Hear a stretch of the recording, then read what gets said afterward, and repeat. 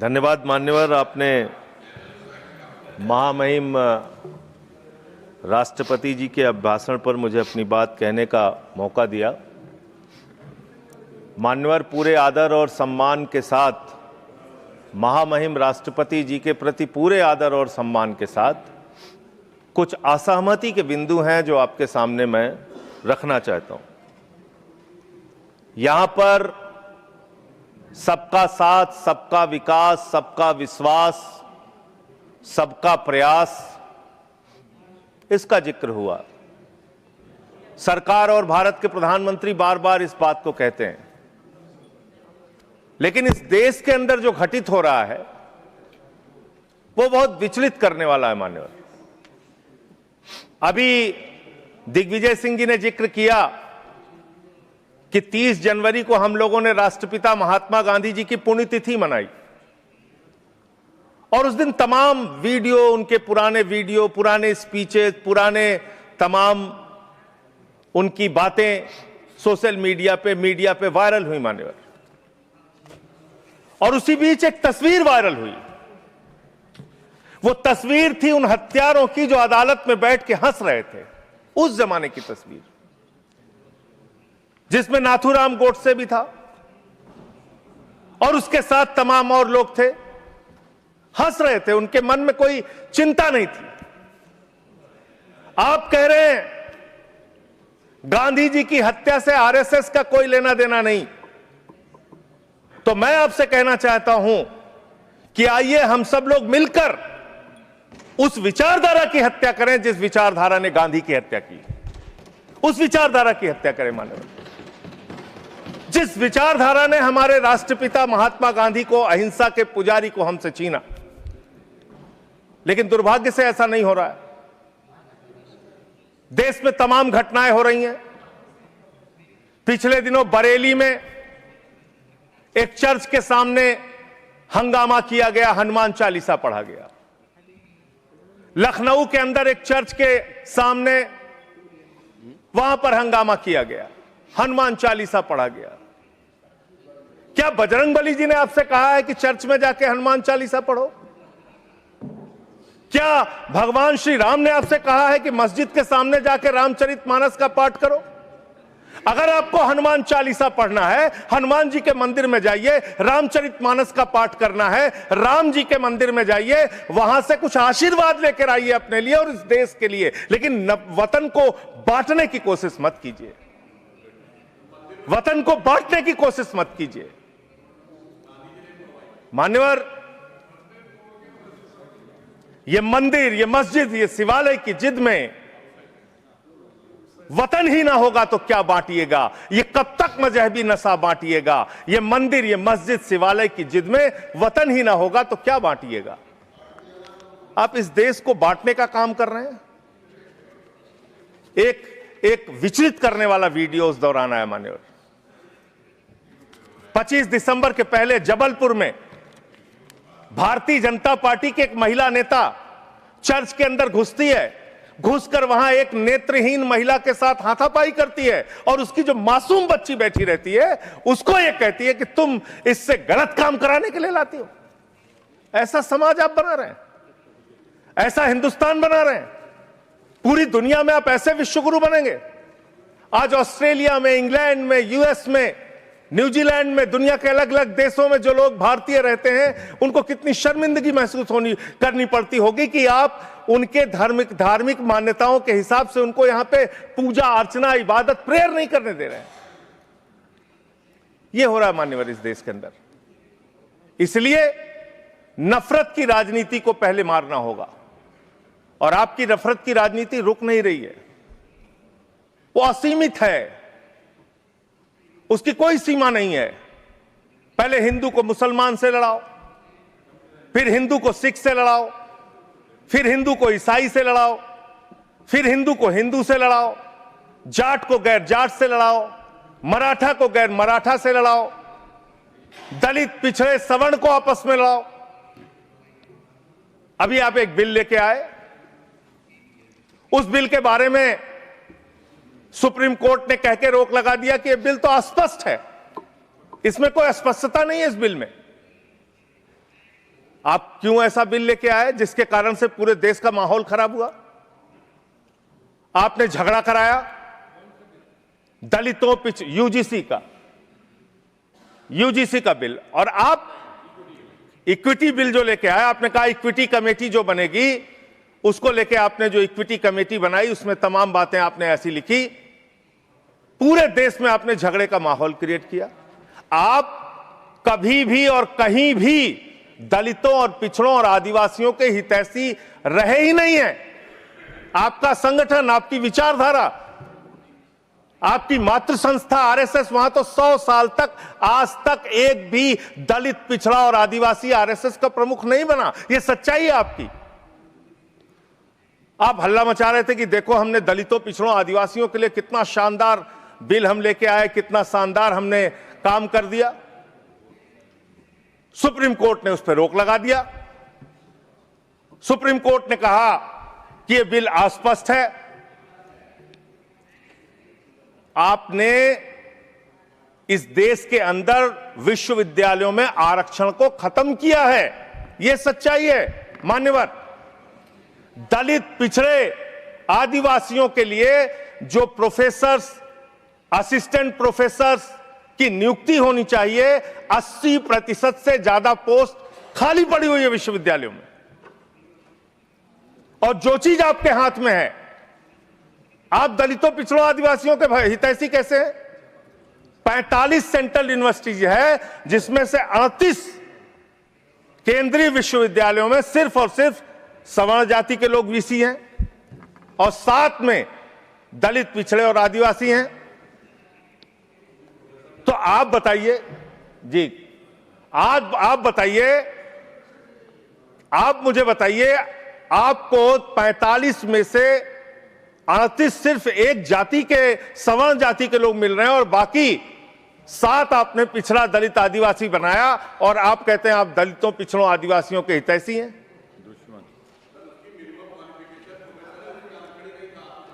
किसमें? मैं वीसी की बात कर रहा हूं, वीसी की बात कर रहा हूं, वीसी की बात कर रहा हूं। वीसी की नियुक्ति आप करते हैं, वीसी की नियुक्ति आप करते हैं। इसका मतलब दलित, पिछड़ा और आदिवासी बीसी बनने योग्य नहीं है, यह आपकी मानसिकता है। इसका मतलब आपकी मानसिकता है पिछड़ा, दलित और आदिवासी प्रोफेसर बनने योग्य नहीं है। 12 साल क्या किया आप नॉट फाउंड सुइटेबल की कैटेगरी में डाल देते हैं उन लोगों को। आप क्या न्याय कर रहे हैं उनके साथ? पूरे देश के हाई कोर्ट, सुप्रीम कोर्ट की हालत देखिए सर। देश का है सुप्रीम कोर्ट 1 और 25 हाई कोर्ट।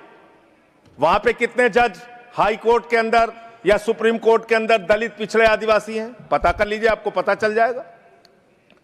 तो अगर कहीं उनके साथ न्याय की बात आती है तो आप न्याय नहीं, नौटंकी करते हैं, जानबूझ के दिखाने की कोशिश करते हैं कि आप उनके हितैषी हैं, जबकि आप हैं नहीं, आपको है ना। और पूरे देश का वातावरण खराब किया आपने।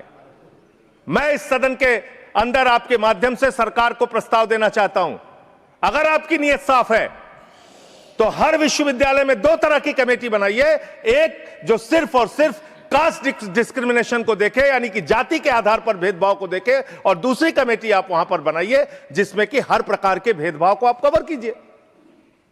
कोई झगड़ा ही नहीं होता। भाषा के आधार पर भेद, लिंग के आधार पर भेद, किसी भी प्रकार का भेद, उसको देखने के लिए एक कमेटी बनाते और जाति के आधार पर हो रहे भेद को देखने के लिए एक कमेटी बनाते। कोई झगड़ा ही नहीं होना था। आपने जानबूझ के झगड़ा कराया। दूसरी बात मान्यवर, अभी मैं पिछले दिनों एक पदयात्रा कर रहा था मिर्जापुर से लेकर काशी तक, और उस दौरान काशी के अंदर मंदिरों को तोड़ने का मामला सामने आया। मणिकर्णिका घाट को तोड़ा गया मान्यवर, मणि को तोड़ दिया गया, माता अहिल्याबाई होलकर जी की प्रतिमा को तोड़ दिया गया। और वो वीडियो मैंने ट्वीट कर दिया तो मेरे ऊपर उल्टा मुकदमा लिख लिया गया। कितना मुकदमा लिखेंगे आप? आप लिखिए मुकदमा मेरे ऊपर मान लीजिए मैं झूठ बोल रहा हूं, आपकी पार्टी की नेता सुमित्रा महाजन जी, उन्होंने कहा कि माता अहिल्याबाई होलकर जी की प्रतिमा तोड़ी गई, मणिकर्णिका घाट को तोड़ा गया। आपकी पार्टी के नेता और केंद्र राज्य सरकार के मंत्री रविंद्र जायसवाल, उन्होंने कहा मणिकर्णिका घाट को तोड़ा गया, मंदिरों को तोड़ा गया, माता अहिल्याबाई होलकर जी की प्रतिमा को तोड़ा गया।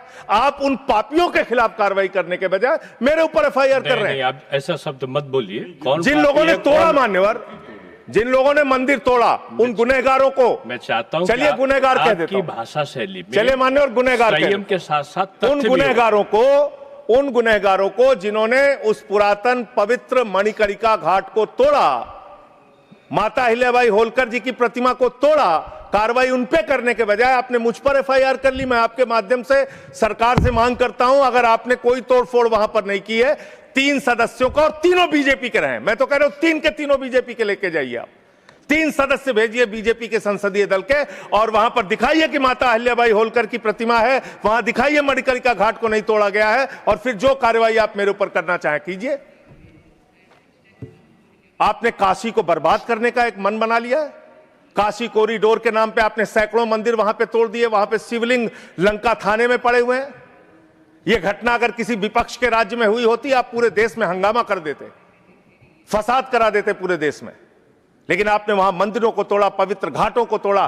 54 देश के नागरिक आते हैं काशी में मान्यवर, वो वहां पे बिल्डिंग देखने नहीं आते, वो वहां पे आते हैं वहां के पुरातन मंदिरों को देखने के लिए, वो वहां पे आते हैं पुरातन घाटों को देखने के लिए, पौराणिक मंदिरों को देखने के लिए, वो इसलिए आते हैं काशी की गलियों को देखने के लिए। आप वहां तोड़फोड़ कर रहे हैं। जाके पूछिए वहां के लोगों से कितना गुस्सा और नाराजगी उनके मन में है। लेकिन आपको धर्म में भी धंधा करना है, हर जगह धर्म के नाम पे भी धंधा करना है, वो काम आप वहां पे कर रहे हैं। दूसरी बात, इस भाषण में शिक्षा की चर्चा हुई, स्वास्थ्य की चर्चा हुई, जल जीवन मिशन की चर्चा हुई, और कल बजट आया तो आपकी कलई खुल गई। आप विकसित भारत की बात कर रहे हैं, कह रहे हैं विकसित भारत बनाएंगे। कब बनाएंगे? 2047 में बनाएंगे। उसको 3047 कर दीजिए। 1000 साल बाद कौन पूछने वाला है सर? 3047 में हम भारत को विकसित भारत बताएंगे, 1000 साल बाद कौन पूछेगा? 2047 में कौन सत्ता में रहेगा नहीं रहेगा, लेकिन आप ऐसा सब्जबाग दिखाते हैं कि आप 2047 में आप विकसित भारत बना देंगे। कैसे विकसित भारत बनाएंगे? शिक्षा का बजट आप रखेंगे 2%, स्वास्थ्य का बजट आप रखेंगे 2%, यानी कि अशिक्षित भारत और विकसित भारत कैसे होगा? अस्वस्थ भारत और विकसित भारत कैसे होगा? आपने ग्रामीण विकास के नाम पे जो बजट का हिस्सा है उसको कम कर दिया, तो एक अविकसित ग्रामीण व्यवस्था के साथ आप विकसित भारत कैसे बनाएंगे? आपने किसानी के लिए, एग्रीकल्चर के लिए जो बजट रखा उसको घटा दिया। आप कैसे करेंगे विकास? विकसित भारत का आपका सपना क्या है? जिसमें लोग अशिक्षित रहें, जिसमें लोग अस्वस्थ रहें। आपकी आयुष्मान भारत की स्कीम की हकीकत क्या है? एक ही नंबर पे 9999 नंबर पे 10 लाख से ज्यादा लोगों का रजिस्ट्रेशन हुआ है। 600 से ज्यादा 625 करोड़ रुपए का फ्रॉड हुआ है, आपकी सीएजी रिपोर्ट में आया आयुष्मान योजना के अंतर्गत।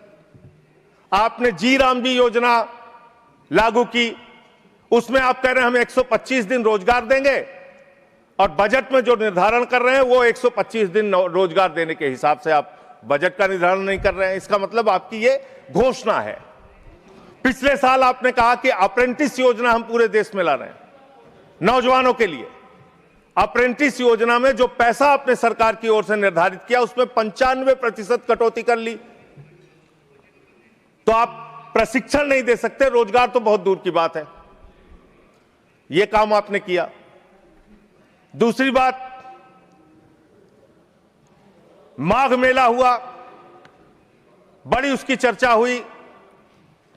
आप हमेशा चर्चा करते हैं, महाकुंभ के बारे में चर्चा करते हैं, माघ मेला के बारे में चर्चा करते हैं, लेकिन वहां बड़ी एक अप्रिय घटना हुई मान्यवर, बहुत ही दुखद घटना हुई।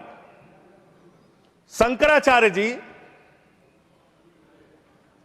परम पूज्य अवमुक्तेश्वरानंद जी जा रहे थे स्नान करने के लिए। उनको प्रशासन के द्वारा उनको रोका गया, उनके शिष्यों को, उनके बटुकों को चोटी पकड़ पकड़ के घसीट घसीट के मारा गया उनको। और इतना ही नहीं, उनकी एक मांग थी कि अगर प्रशासन या सरकार मुझसे वार्ता कर ले और अपनी गलती मान ले तो मैं स्नान करूंगा। ना उनसे किसी ने माफी मांगी और ना ही वो स्नान कर पाए। बिना स्नान किए शंकराचार्य जी वहां से चले गए। और भी शर्मनाक बात यह है, आप कितने बड़े धर्म के ठेकेदार हैं। आप देखिए कि आप शंकराचार्य जी को तहसीलदार के माध्यम से चिट्ठी भेज रहे हैं, कह रहे हैं बताओ आप शंकराचार्य हो कि नहीं हो। अरावली पर्वत को साबित करना है, बताओ तुम अरावली पर्वत हो कि नहीं हो। दिल्ली की जहरीली हवाओं को साबित करना है, बताओ हवाओं तुम जहरीली हो कि नहीं हो। इस देश के मतदाताओं को साबित करना है, बताओ तुम भारत के नागरिक हो कि नहीं हो। और शंकराचार्य जी को साबित करना है, बताओ आप शंकराचार्य हो कि नहीं हो। जो लोग अभी तक 12 साल में अपनी डिग्री नहीं दिखा पाए, वो शंकराचार्य से शंकराचार्य होने का प्रमाण मांग रहे हैं। यह है आपकी धार्मिक ठेकेदारी। इस तरह से आप धर्म की ठेकेदारी करना चाहते हैं तो देश के अंदर नफरत फैलाकर जो आप राजनीति कर रहे हैं, लोगों के हक को मार के जो आप राजनीति कर रहे हैं, इसका कोई बहुत देश के विकास, कम से कम विकसित भारत आपकी इस विचारधारा, इस सोच से तो नहीं बन सकता। विकसित भारत के लिए यह विचारधारा आपकी काम नहीं करेगी। नफरत फैलाओ और राज करो की, अंग्रेजों की जो विचारधारा थी, बांटो और राज करो की जो विचारधारा थी, उससे नहीं बन सकता। मान्यवर, बात कर लें विदेश नीति की। विश्व गुरु बनने की बात करते हैं प्रधानमंत्री जी, पूरे दुनिया में उनका डंका पीटा जा रहा है। हमने देखा किस तरह से अमेरिका से भारतीयों को हाथ में हथकड़ी, पैरों में बेड़ी बांध के अमृतसर पहुंचाया गया। हमने देखा कि किस तरह से सीज फायर के लिए कम से कम 70 बार अमेरिका का राष्ट्रपति ट्रंप कह रहा है कि उसने ट्रेड डील की धमकी देकर सीज फायर कराया, ट्रेड खत्म करने की धमकी देके। हमने देखा कि किस तरह से चीन यह कह रहा है कि वो सक्सगाम में निर्माण कार्य करेगा और आपकी पार्टी के दफ्तर में उनके प्रतिनिधि मीटिंग कर रहे हैं। उसी दिन वो बयान दे रहा है, बीजेपी के दफ्तर में वो लोग मीटिंग कर रहे हैं, उसी दिन चीन का बयान आ रहा है कि हम सक्सगाम घाटी में निर्माण कार्य करेंगे, पुल बनाएंगे, सुरंग बनाएंगे। आपकी विदेश नीति क्या है? बांग्लादेश में हिंदुओं की हत्याएं हो रही हैं, उस पर आप खामोश रहते हैं, चुप रहते हैं, बोलते नहीं है। आप किसी भी मामले में सामने मुखर होकर सामने आके स्पष्टीकरण नहीं दे रहे हैं। अभी एक एप्स्टीन फाइल की चर्चा हो रही है पूरी दुनिया में, उसके बारे में भारत के प्रधानमंत्री को आरोपित किया गया, उसके बारे में सरकार को स्पष्टीकरण देना चाहिए। तथ्य के कोई चीज को बोलना, मैं कह रहा हूं स्पष्टीकरण देना चाहिए। आपके पास कोई तथ्य है तो आप सर, अगर कोई मैं ये कह रहा हूं मान्यवर, संसद है, इसमें अगर आपके पास कोई स्पष्टीकरण तो देना चाहिए। अगर कोई आरोप लग रहा है, हमारे देश का अपमान है मान्यवर। इनके बोलने के बाद मैं आपको समय देता हूं। आप कैसा काम करना चाहते हैं? खत्म होने से बात देता हूं। अरे भाई, आपके भारत के प्रधानमंत्री पे आरोप लग रहा है, आप लोग उस आरोप का जवाब नहीं देना चाहते। भारत के प्रधानमंत्री पे आरोप लग रहा है, नहीं तथ्य के बगैर होगा तो आप नहीं लगा सकते। तथ्य के विपरीत अगर आप बोलेंगे तो आपका ये चीज नोट नहीं किया जाएगा। तो मैं ये कह रहा हूं मान्यवर, देश व्यवस्थाओं से चलेगी। यहां बैठे हैं जावेद भाई, संभल के अंदर एक जज ने न्याय का फैसला दिया और उस जज का ट्रांसफर कर दिया जाता है। यह जुडिशरी की हालत आपने कर दी है, यह कर दिया आपने। देखिए, न्यायालय ट्रांसफर करता है जज का। अरे मान्यवर, जज का ट्रांसफर हुआ है, अवमानना होगी। जज का ट्रांसफर हुआ है। जज का ट्रांसफर कोई पॉलिटिकल पार्टी नहीं करती। तो एडमिनिस्ट्रेटिव तो काम जो हुआ उस पे बोल रहे हैं, जो कंटेम्प्ट हो कोर्ट का। और इस तरह से एफआईआर दर्ज करके, लोगों के दबा के, लोगों के अधिकारों को छीन के, हमारी पार्टी के तो खैर पीछे ही पड़े हुए हैं आप लोग। चैतर बसेवा एक आदिवासी नेता हैं, उनको गिरफ्तार करके आपने 3 बार गुजरात के अंदर जेल में डाल दिया। महराज मलिक हमारे विधायक हैं, उनको डाल दिया जेल में। हम लोगों को तो जेल भेज ही चुके। आप रोज मुकदमा लिखते रहते हैं, एफआईआर लिखते रहते हैं। सोनम वांगचुक को अभी भी आपने जेल में रखा हुआ है। तो एक के बाद एक लोगों को, विपक्ष के नेताओं को जेल में डाल के आप कैसे काम करेंगे? आप पूरे देश में एसआईआर के नाम पे लोगों के वोट काट रहे हैं, एसआईआर के नाम पे लोगों के वोट काट रहे हैं। बस खत्म कर रहा हूं सर, सबको 2-2, 3-3 मिनट मिला है। मैं 1 मिनट में मैं खत्म, 1 मिनट में आधा मिनट, मान्यवर, मैं पार्टी का लीडर हूं, 1 मिनट में खत्म, आधा मिनट। पार्टी का लीडर है मान्यवर, एसआईआर के नाम पे आप क्या कर रहे हैं? पूरे देश में करोड़ों लोगों के वोट काट रहे हैं। यूपी की बात अगर मैं कर लूं तो वहां पर आपके ही राज्य निर्वाचन आयोग ने जो चुनाव की सूची बनाई, ग्रामीण चुनाव के लिए, पंचायत चुनाव के लिए और शहरी चुनाव के लिए, उसमें दिखाया 17 करोड़ वोट, और एसआईआर के लिए जो केंद्रीय ज्ञानेश कुमार जी की निगरानी में जो सूची बनी उसमें दिखाया गया 12 करोड़ 55 लाख वोट, 4.5 करोड़ वोट उत्तर प्रदेश में कहां पर उड़ गए? और आप कह रहे हैं हर बूथ पे 200 वोट बनाएंगे तो 3.5 करोड़ वोट आप ऐसे ही बना लेंगे। तो एक बहुत बड़ा फ्रॉड है। एसआईआर में आप नेताजी के परिवार को नोटिस भेज रहे हैं। बस खत्म कर रहा हूं मान्यवर।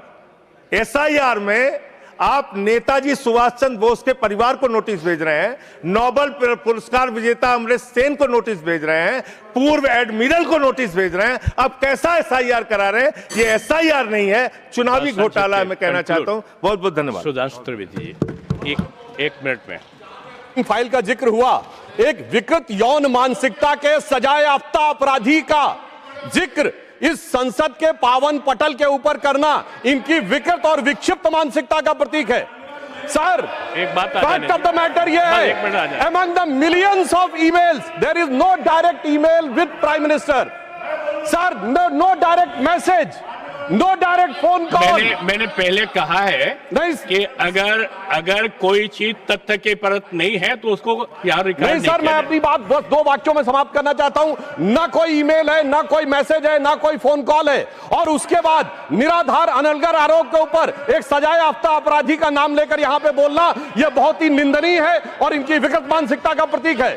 और सर, डिपार्टमेंट ऑफ जस्टिस ने भी यह कहा है कि वो फॉल्स और सेंसेशनल आरोप है, और प्रधानमंत्री जी इजराइल में अपनी ऑफिशियल यात्रा पे थे, एक मुलाकात ऑफिशियल है, और उसके बावजूद वहां पर सिर्फ एक ही गायन हुआ, वो था राष्ट्रगान। अगर उसमें नाच गाना इनको नजर आता है, हो सकता है इसे राम मंदिर में नजर आता हो। तो मैं इस पे घोर भर्त्सना करते हुए सभापति महोदय सिर्फ एक पंक्ति कहना चाहता हूं, सभापति महोदय सिर्फ एक पंक्ति कहना चाहता हूं कि जो इन्होंने आरोप लगाने का प्रयास किया है कि राष्ट्रवाद के महामेरु पर वार बहुत ही हल्का है, भारत विकसित रोकने के लिए यह मचा हुआ तहलका है। नहीं, देखो, जो माननीय सदस्य ने जो तथ्य के विपरीत और संविधान के विपरीत बात कही उसको इसमें शामिल नहीं किया जाएगा।